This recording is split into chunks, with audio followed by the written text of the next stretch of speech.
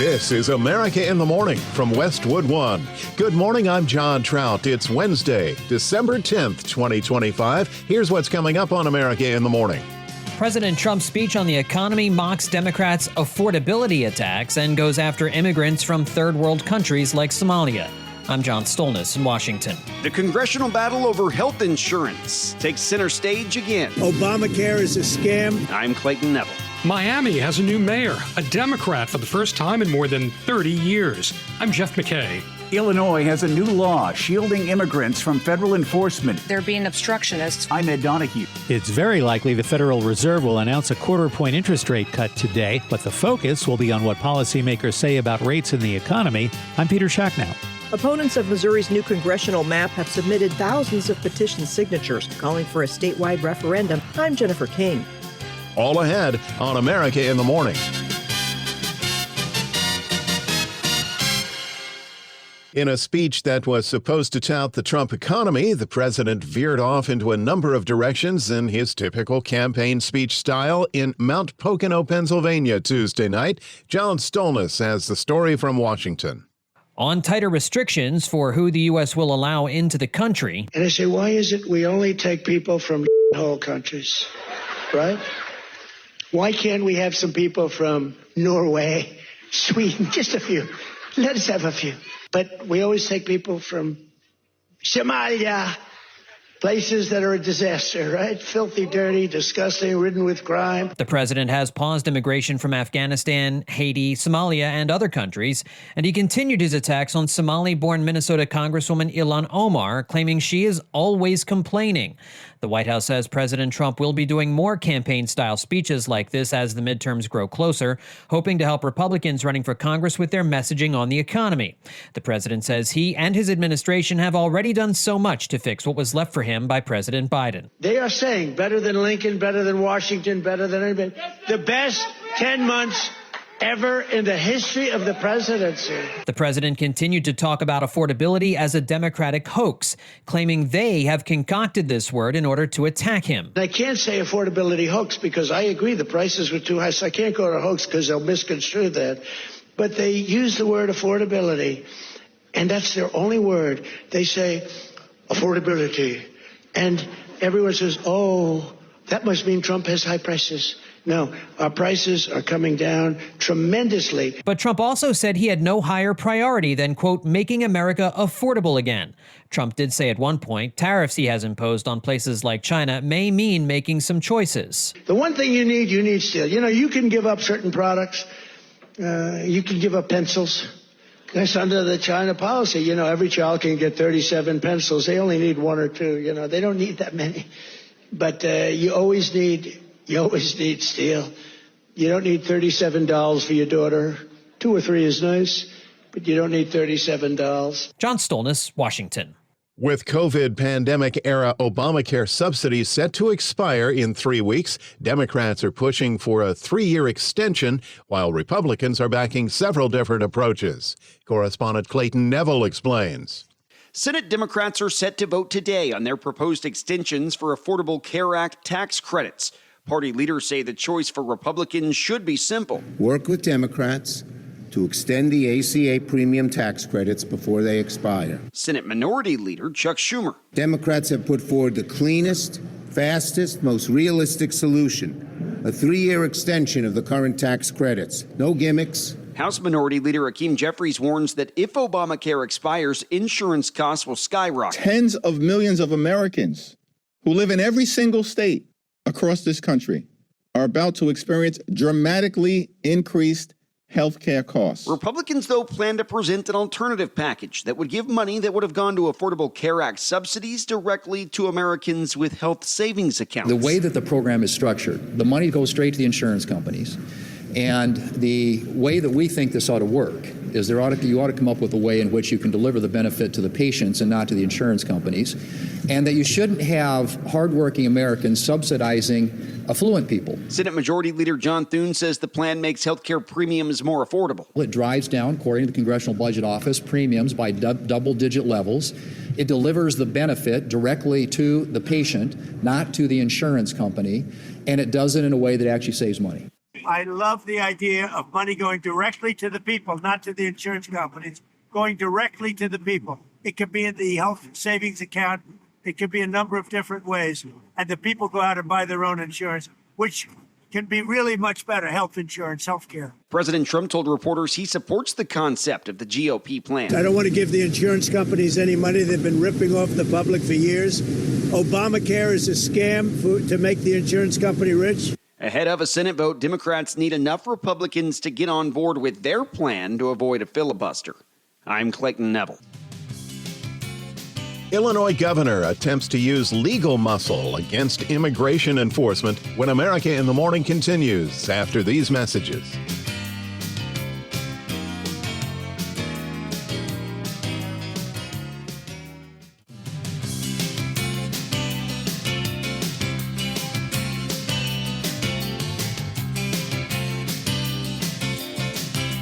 America in the Morning continues, beginning in the Northeast. AccuWeather.com meteorologist LaTroy Thornton has the nation's outlook. The risk for snow in the Northeast appears as though it could approach the coast in northern New England, but with a rare push of less cold air arriving in advance of the next cold front, any coastal snow from New Hampshire through Maine will most likely be mixed with rain through the day today. This is all due to another clipper racing toward the area, and it will produce a large zone where both rain and snow are expected to occur today, stretching from southern Illinois to southern lower Michigan, nearly all of Ohio, southern and northeastern Pennsylvania, and parts of Connecticut and Massachusetts as well.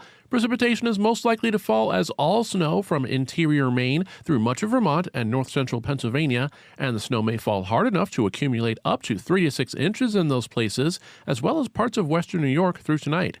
Lake effect snow also builds in tonight behind the cold front, with a general 1 to 3 inches from northern Indiana to northern lower Michigan, and downwind of Lakes Erie and Ontario through the Appalachians of West Virginia through Thursday evening. To the south of those areas, today looks dry for a large portion of the nation from the mid-Atlantic through the southeast, much of the plains to the south of the Dakotas, and into the southwest and much of the west coast. Exceptions include some showers around Miami, with snow perhaps mixing with sleet for the western Dakotas. Otherwise, the rain in the northwest will continue to be a major player for today, with the heaviest rain returning to much of western Washington state as much of northern Oregon gets a break from the most potent flooding downpours. However, hours of rain can also be expected along much of the Idaho-Montana border today. In Everett, Washington, today brings clouds, heavy rain, and the risk for flooding, high 60. For Meridian, Mississippi, it's looking mostly sunny and nice, high 72. That's the nation's weather. I'm AccuWeather.com meteorologist LaTroy Thornton. Follow us wherever you get your podcasts. Just search America in the Morning in your favorite listening app. The city of Miami has elected a new mayor, and for the first time since the 1990s, it will be a Democrat. America in the Morning's Jeff McKay reports there is concern from the GOP as their candidate had the strong backing of a number of prominent Republicans. Eileen Higgins won Tuesday's Miami mayoral runoff election, and it wasn't even close. Higgins, a former Miami-Dade County commissioner, beat former Miami City Mayor Emilio Gonzalez by 19 points. Gonzalez had the backing of Florida Governor Ron DeSantis, Senator Rick Scott, Texas Senator Ted Cruz, and President Trump, who gave Gonzalez a glowing social media endorsement in a city with a large Cuban and Republican-leaning population. Higgins, who campaigned on affordability and improving housing and transportation, will become Miami's first female mayor. The changing of the political guard in Miami marks the latest setback for the GOP, which lost governor's races in New Jersey and Virginia by wide margins, and a House race won by a Republican in a solidly red Tennessee district was closer than expected. I'm Jeff McKay in Washington. As arrests in the Chicago area by ICE and federal agents continues, the governor of Illinois announced changes in state laws imposing limits on immigration enforcement. Correspondent Ed Donahue reports. Illinois has a new law shielding immigrants from federal enforcement near courthouses, hospitals, university campuses, and daycares. The Immigration and Customs Enforcement's Operation Midway Blitz appears to be winding down. More than 4,000 people have been arrested in and around Chicago. Homeland Security Secretary Kristi Noem has not received much help. The elected leaders in this state of Illinois are ignoring the law. In fact, they're being obstructionists when it comes to getting dangerous criminals off of their streets. The law takes effect immediately. Governor J.B. Pritzker says it sends a message to Noem and President Trump. And anyone else seeking to terrorize our people, your divisiveness and your brutality are not welcome here. Critics say the law will be overturned in court. Dropping your kid off at daycare, going to the doctor, or attending classes should not be a life-altering risk. Audio from WLS. The Department of Homeland Security says federal law cannot be superseded. I'm Ed Donahue. Coming up, Warner Brothers' Netflix deal in jeopardy, and Walmart stock finds a new home. When America in the Morning continues after these messages.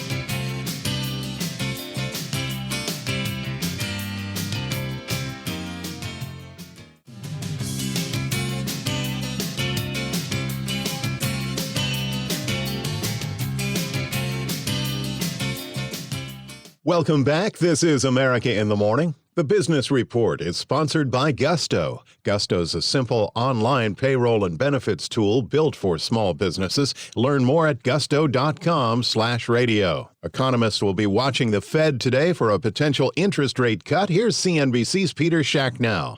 Opinion has swung back and forth over the past few weeks, but as of now, most market watchers are betting that the Fed will announce a quarter-point cut in interest rates today.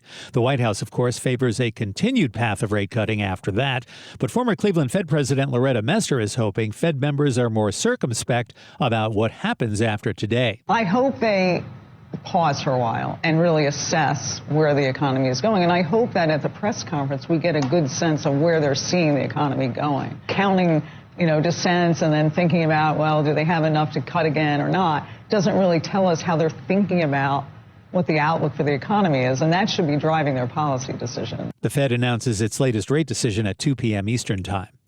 Investors have also been paying close attention to the battle for Warner Brothers Discovery.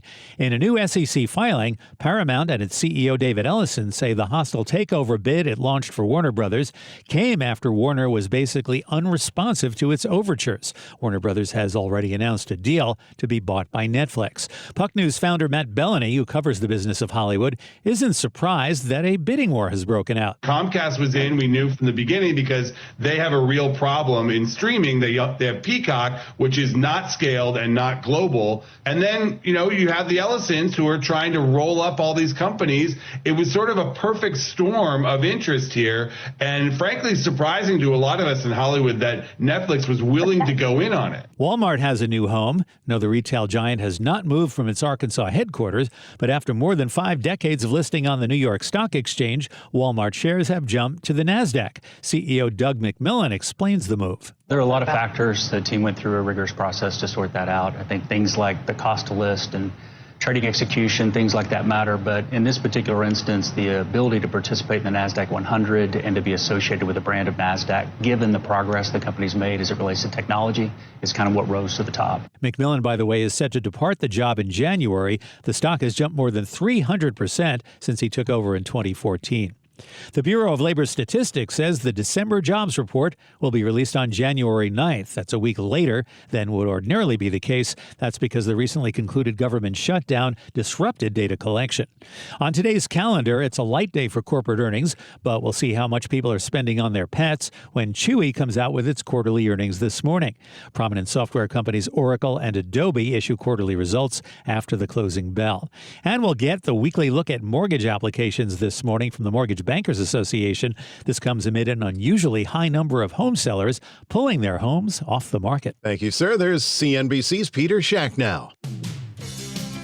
Coming up, another state, another redistricting plan when America in the Morning continues after these messages.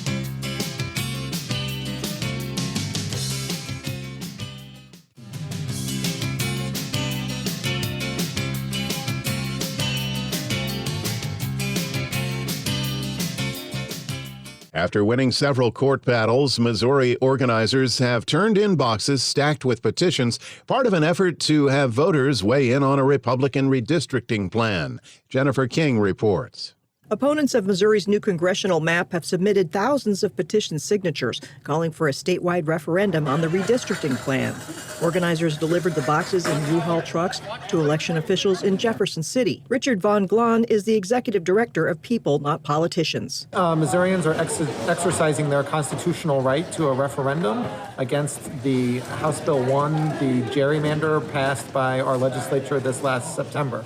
We are turning in over 305,000 signatures gathered by over 2,000 volunteers from every single county in the state of Missouri. If the signatures hold up, the referendum could create a significant obstacle for Republicans who hope the new districts will help them win a currently Democratic-held seat in the Kansas City area in the November election. Chuck Hatfield is an attorney for the referendum organizers. A federal judge denied the secretary's request to enjoin or stop this process of turning in signatures. He says it will take a while for county clerks to sort through and verify all of the signatures. I'm Jennifer King. People driving along Interstate 95 near Cocoa Beach, Florida, got the scare of their lives when, out of nowhere, a small plane turned and made an emergency landing on the southbound lanes. Everyone on the road watched it happen except for the driver of a Toyota Camry that the Beechcraft 55 twin engine landed directly on top of. Miraculously, the driver of the car, a 57-year-old woman from Melbourne, Florida, suffered only minor injuries. The pilot and passenger on the plane walked away unhurt. Both the FAA and the Florida Highway Patrol are investigating. As a private pilot, there is a phrase amongst us airborne types: any landing you can walk away from is a safe landing. America in the Morning for Wednesday, December 12th, 2025 is produced by Jeff McKay. I'm John Trout. This is Westwood One. This is America in the Morning from Westwood One. I'm John Trout. Coming up this half hour. President Trump is looking to justify a scrutinized strike on a boat in the Caribbean Sea. Sagar Meghani at the White House. Authorities continue to investigate a deadly shooting at Kentucky State University. I'm Bob Brown. That story ahead. The world closely watching a law that takes effect today in Australia. I'm Clayton Neville. Florida executes a death row inmate. Files on Ghislaine Maxwell could soon be released. An Army gynecologist facing damning allegations. Robert Workman is in with sports, and social media causing problems on the ski slopes. Jimmy Kimmel and Donald Trump trade barbs in another public row. I'm Kevin Carr. Back after these messages.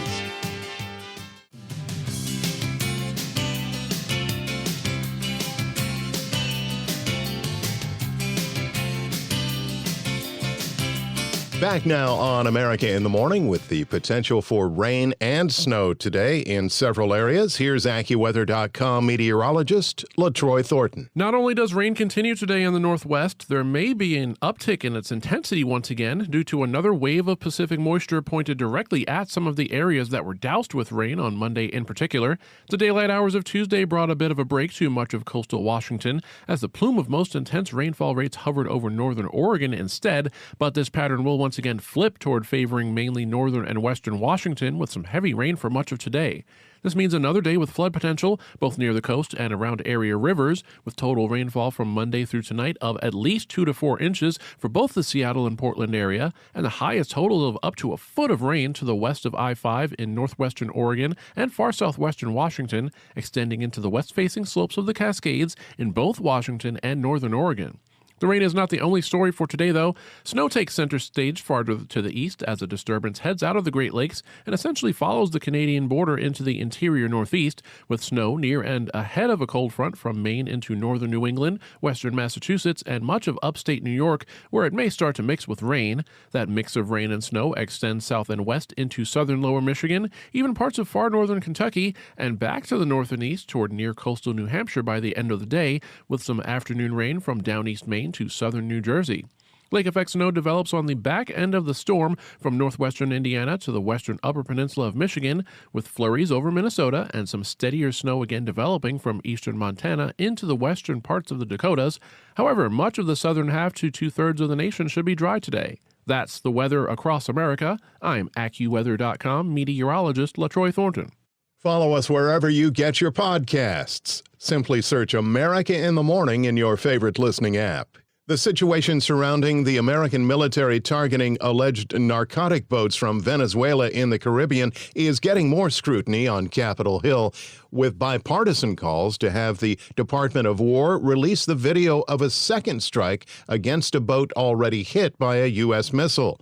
Washington correspondent Sagar Meghani reports on President Trump's latest justification for a scrutinized strike on a vessel in the Caribbean, which comes as the leadership in the Senate respond to the attacks.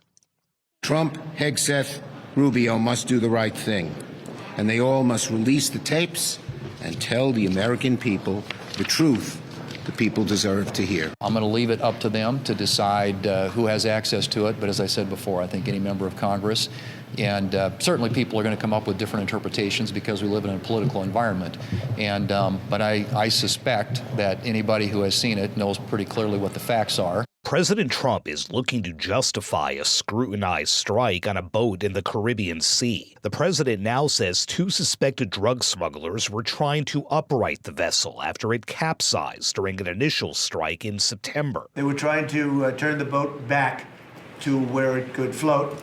And we didn't want to see that because that boat was loaded up with drugs just like everything else. Just 5 days ago, when asked if he was open to releasing video of the strike. Whatever they have, we'd certainly release, no problem. But asked about it today. President, you said you would have no problem with releasing the full video of that strike on September 2nd off the coast of Venezuela. Secretary Hegseth now says... You said that. I didn't say that. This is ABC fake news. You said that you would have no problem releasing the full bit. Okay, well, Secretary Hegseth... No, whatever Hegseth wants to do is okay with. The president says releasing the video is Pentagon Chief Pete Hegseth's call. He now says it's under review. Are you ordering the secretary to release that full video? Whatever he decides is okay with me. Democrats are pushing for the release amid questions over whether killing survivors of a strike at sea could be a war crime. Sagar Meghani at the White House. Police are trying to piece together what led to a shooting on the campus of Kentucky State University Tuesday afternoon, leaving one person dead, another fighting for their life. Bob Brown reports the alleged shooter was apprehended. Shock and sadness in Frankfort, Kentucky after a deadly shooting on the campus of Kentucky State University. One person was killed and another is in stable but critical condition at a local hospital. Authorities say the shooting happened around 3:30 Tuesday afternoon, sending the campus into lockdown. Police later arresting a suspect. The shooting reportedly occurred in a residence hall on campus. Governor Andy Beshear saying this was not a mass shooting or a random act. This was not a mass shooting or a random incident based on what I've been told. And the suspected shooter is already in custody. That means that while this was scary, there is no ongoing threat, and I believe our families are safe. WKYT TV speaking to a student who was there when it happened. Like, you see people coming out with the cars and everything, they leaving, then out of nowhere, this happens. People just don't know how to act. Members of the community reacting to the shooting. This is not just something that happened at Kentucky State University. This is something that happened in our community. This is a community issue. This is community violence. This is 2 times in the last 3 months, and that's just, it's repetitive. So something needs to be done. It shouldn't even happen the first time. The incident occurring in the final week of school before the holiday break. I'm Bob Brown. Our nation's children spend hours each day on their cell phones and scrolling through social media like Snapchat and TikTok. But imagine a world where your children were barred by law and could face monetary fines for checking out those videos and memes. Correspondent Clayton Neville reports the world's eyes are on Australia as it implements a first-of-its-kind ban on social media. The Australia law takes effect today and directs social media apps to verify users' ages and take steps to remove and block kids under 16. If they don't, they could face millions of dollars in fines. Impacted apps include many of the world's most popular, like Snapchat, Facebook, Instagram, TikTok, YouTube, and X. Australian Prime Minister Anthony Albanese says the law is meant to protect children from online concerns surrounding harmful and unregulated content. Well, this is a day in which my pride to be Prime Minister of Australia has never been greater. This is world leading. This is Australia showing enough is enough. There is some pushback to the law. Lawsuits already have been filed. Brianna is a 15-year-old and lives on a farm half an hour away from her friends. She told the BBC that for her, the ban is harmful. Social media for someone who's rural like me becomes more of a priority especially during the holidays when we're split up from our friends we usually are used to living with. It's just natural for us to stay in contact with them, and I feel that when our Snapchat is taken away from us, so is our communication with them. As the law takes effect down under, countries like Denmark and Malaysia moving forward on plans to ban young teens from social media. I'm Clayton Neville.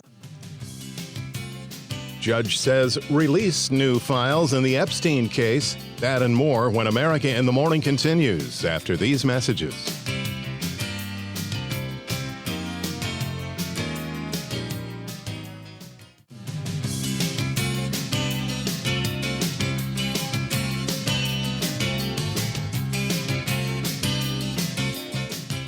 A man convicted of fatally stabbing a woman during a home invasion decades ago was executed Tuesday evening in Florida.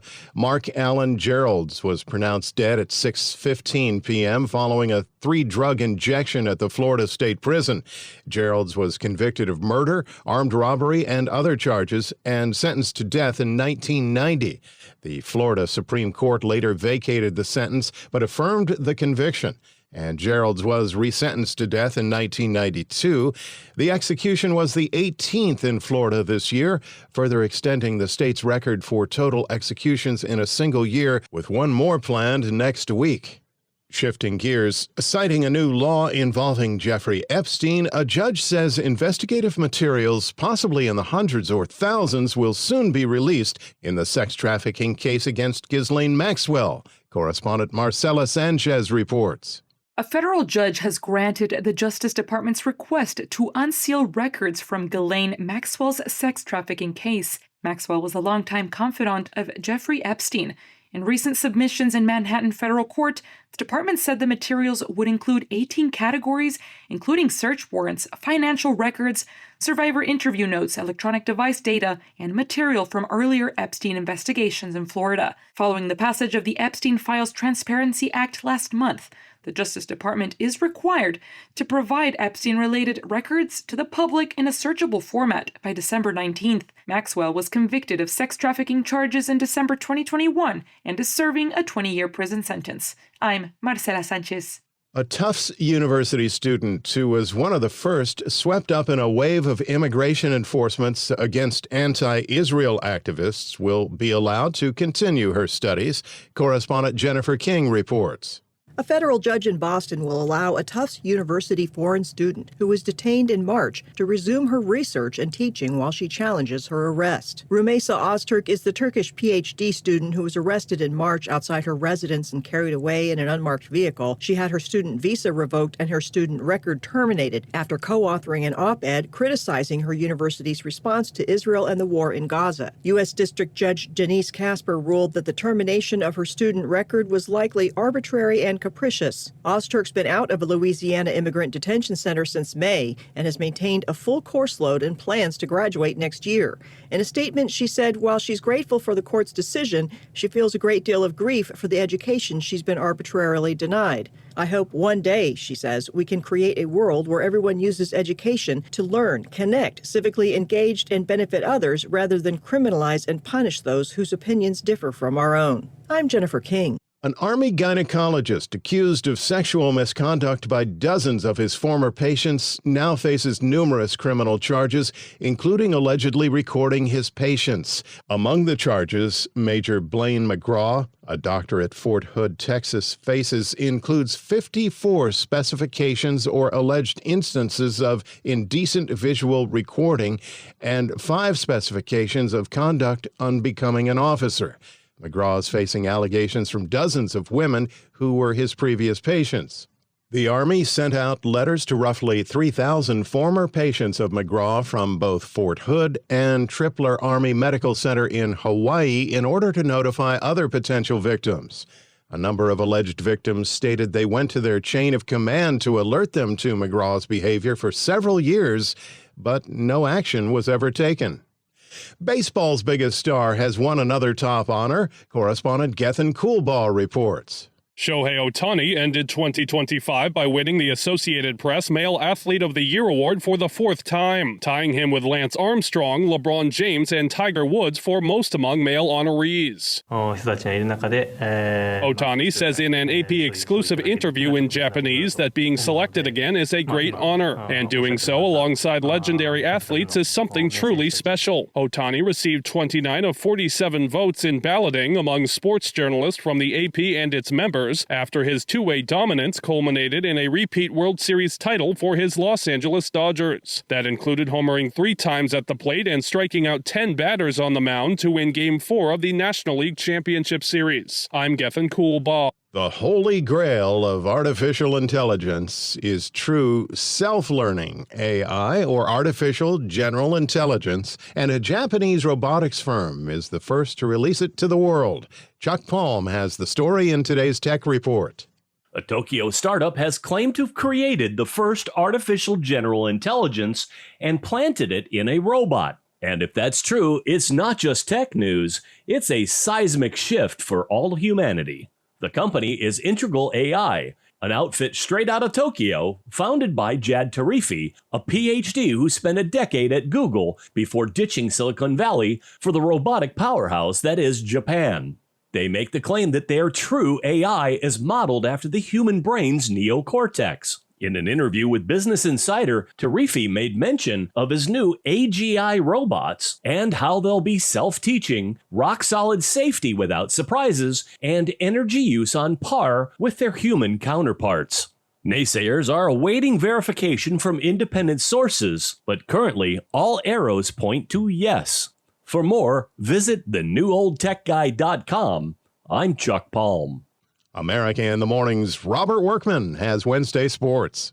At baseball's winter meetings in Orlando, 2 big free agents came off the board Tuesday. The 2-time defending World Series champion Dodgers made former Mets closer Edwin Diaz the highest paid relief pitcher ever. He gets a 3-year deal for $69 million. And the Phillies re-signed their DH Kyle Schwarber. 5 years, $150 million. He's coming off a 56-homer, 132 RBI campaign. The Chicago White Sox won the MLB draft lottery and will have the number 1 overall pick for the first time since 1977. That year, the Pale Hose drafted Harold Baines 1-1. And the Hall of Famer was right there last night to represent the club at the draw. NBA Cup quarterfinals, the Magic got 37 points from Desmond Bane and held off the Heat 117-108. Coach Jamal Mosley. Well, we just said it in the locker room. You find a way. Whatever it looks like, you find a way to win games. And that's the mark of this Magic team. They pull for one another. They're never out of it. And they're just going to keep fighting for one another as that game goes on. The Knicks ripped the Raptors 117-101, 35 for Jalen Brunson. So New York and Orlando will meet in one semifinal Saturday in Las Vegas. College hoops number 2 Michigan rolled over Villanova 89-61. The 9-0 Wolverines have won each of their last 6 games by at least 25 points. 2 good ones at the Jimmy V Classic at Madison Square Garden. Number 5 Connecticut fought off number 18 Florida 77-73, and 10th ranked BYU rallied from down 22 to clip Clemson 67-64 on a buzzer-beating 3-ball. That's Wednesday Sports. Coming up, the Jimmy Kimmel President Trump feud continues after these messages.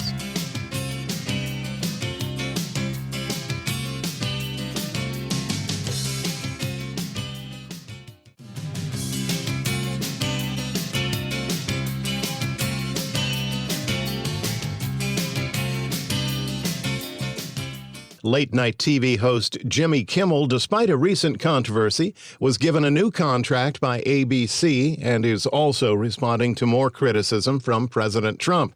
Entertainment reporter Kevin Carr has the story. At the Kennedy Center honors on Sunday night, Donald Trump took aim at Jimmy Kimmel when asked about the president hosting the ceremony. If you look at the great hosts, Johnny Carson, Bob Hope, those are the greats.